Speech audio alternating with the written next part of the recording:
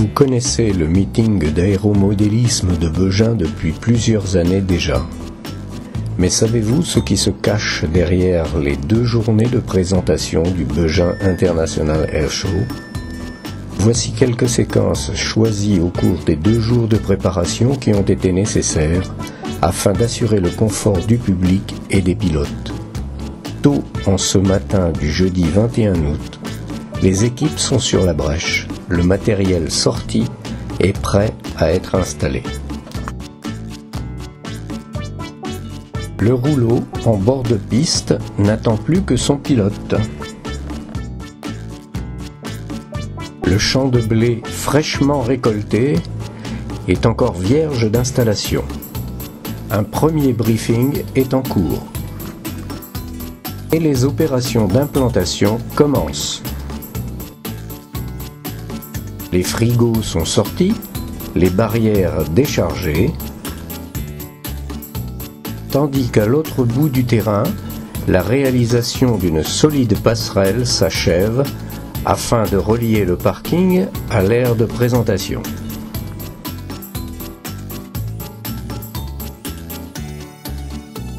L'ouvrage est quasiment terminé, tandis que Michael arrive avec les dernières pièces.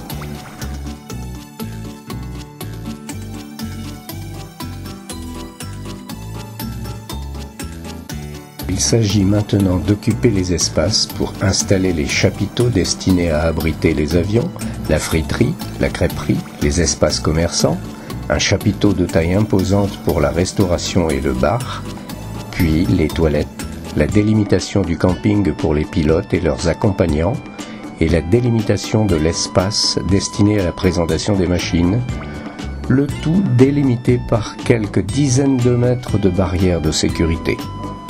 Cette année, quelques 130 pilotes sont inscrits, il faudra voir grand. Pour une meilleure efficacité, le stand de la Croix-Rouge est installé en position centrale de la zone accessible au public. Tandis que l'on déballe la structure des abris avions, le chapiteau de la restauration s'installe sur son emplacement. Ah, le puzzle semble prêt. Et pendant ce temps, la pose des barrières progresse. Début de l'assemblage.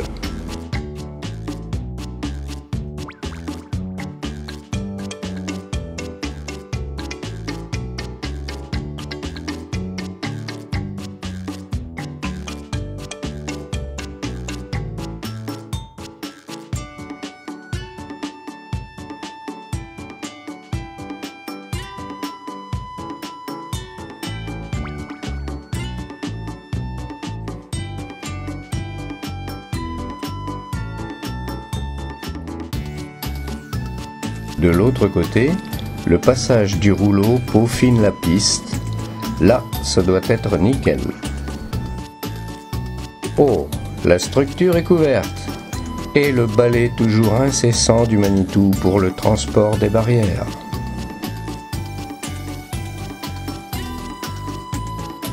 On fixe la toile, tandis que Thomas semble bien dubitatif.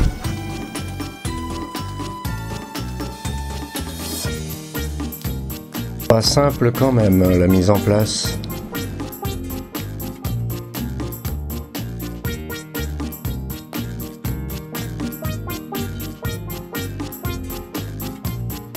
La friterie prend forme doucement sous l'impulsion de Jean-Marc, Raymond et Lionel.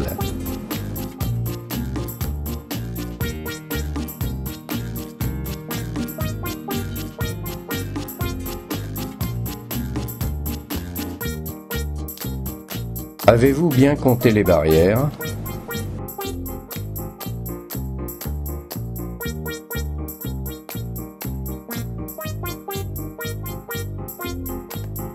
Bon, ça vient, ça vient.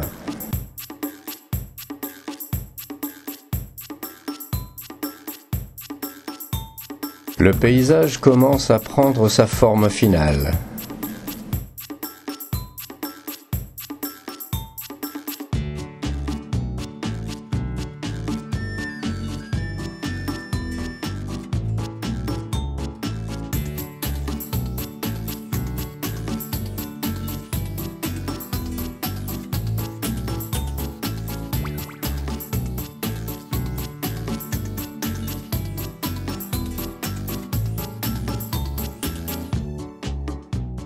Exercice du planté de bâton par Michael et Logan.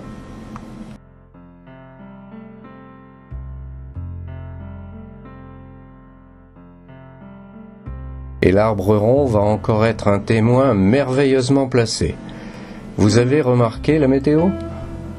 Et la passerelle n'attend plus que les visiteurs, tandis qu'on aménage les locaux.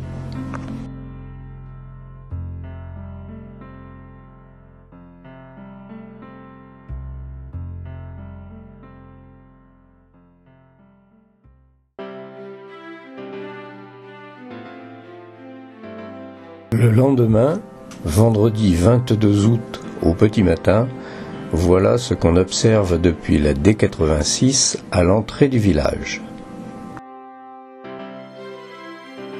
Vous avez sans doute remarqué la couleur du ciel ? Eh bien, ce ciel est tombé en début d'après-midi, alors qu'arrivent déjà les premiers pilotes. Le Manitou devient indispensable, mais heureusement, le ciel s'est très vite éclairci. Voici l'un des deux groupes électrogènes qui assureront l'alimentation électrique du meeting. Reste à tirer les câbles et à effectuer les raccordements. L'occupation du camping se précise et chacun doit trouver sa place. Pendant ce temps, un hélico, un vrai, passe dans le ciel de moins en moins gris. Les équipements sonos sont disposés et Gérald prépare leur alimentation en électricité.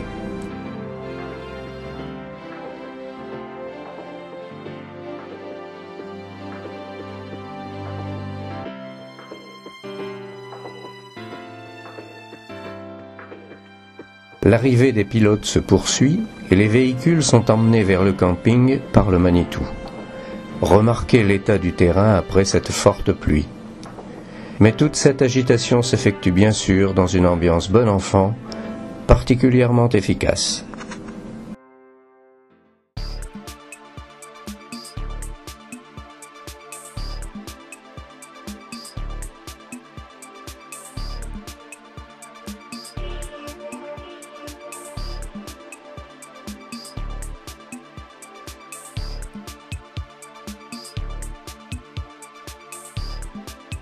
La friterie est équipée et n'attend plus que son raccordement électrique pour fonctionner.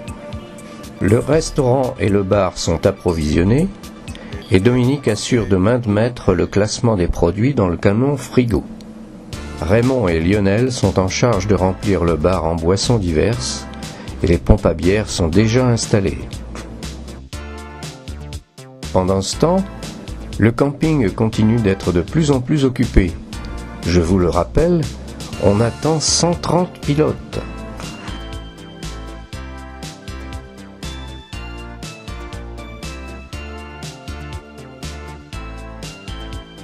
Nous voici à 17h et les préparatifs essentiels se terminent.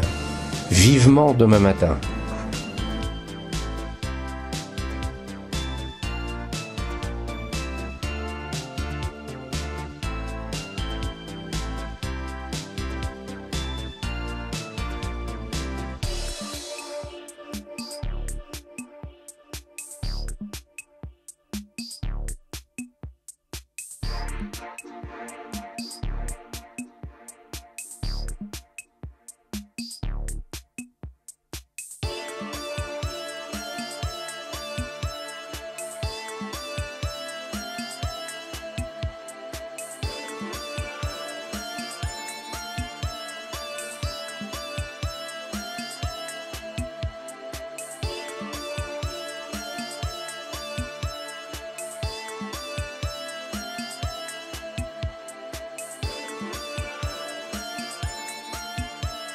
Un immense merci à ceux qui prennent part à cette aventure pour le plaisir de tous.